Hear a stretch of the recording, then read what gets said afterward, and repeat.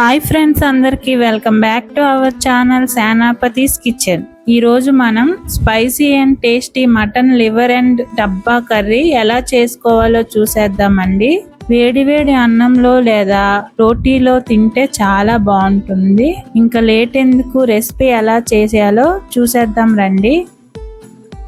ముందుగా స్టవ్ వెలిగించి స్టవ్ మీద కడాయి పెట్టుకొని కడాయి వేడైన తర్వాత 4 టేబుల్ స్పూన్ల ఆయిల్ వేసుకోవాలి.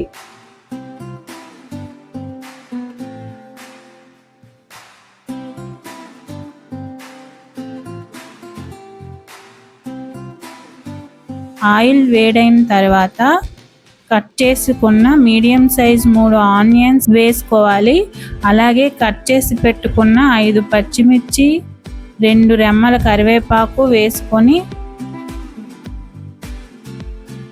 కలుపుకొని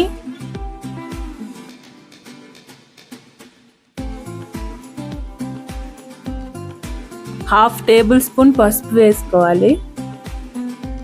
అందులోనే 1 టేబుల్ స్పూన్ సాల్ట్ వేసుకోవాలి.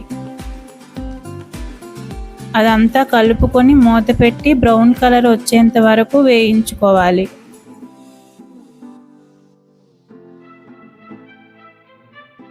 మూత తీసి ఒకసారి కలుపుకోవాలి.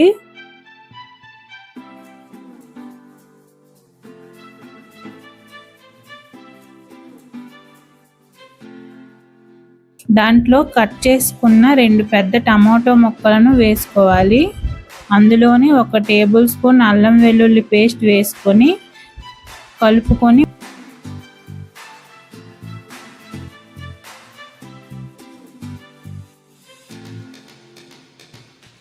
మూత పెట్టుకొని ఒక 5 నిమిషాల వరకు వేయించుకోవాలి. మూత తీసి ఒకసారి కలుపుకోవాలి.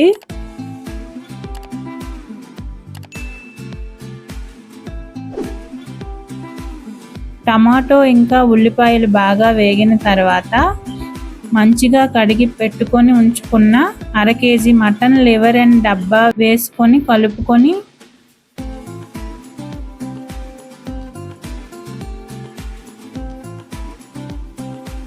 మూత పెట్టుకొని ఒక 5 నిమిషాల పాటు మగ్గించుకోవాలి.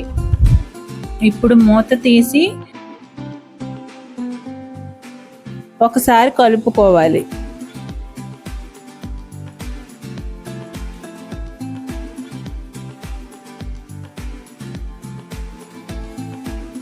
ఈ విధంగా వేగిన తర్వాత 3 టేబుల్ స్పూన్ల కారం,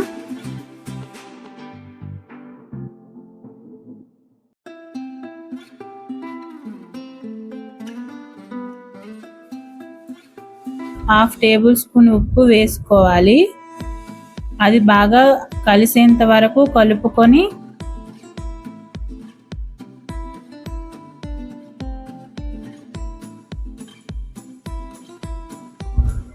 హాఫ్ టేబుల్ స్పూన్ ధనియాల పొడి, half table spoon garam masala వేసుకొని బాగా కలుపుకోవాలి.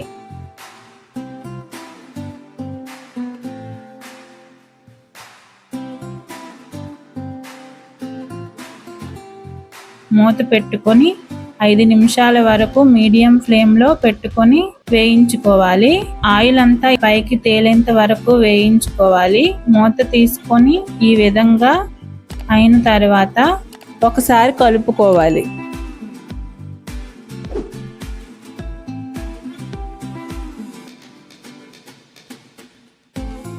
ఒక గ్లాస్ వాటర్ వేసుకొని కలుపుకొని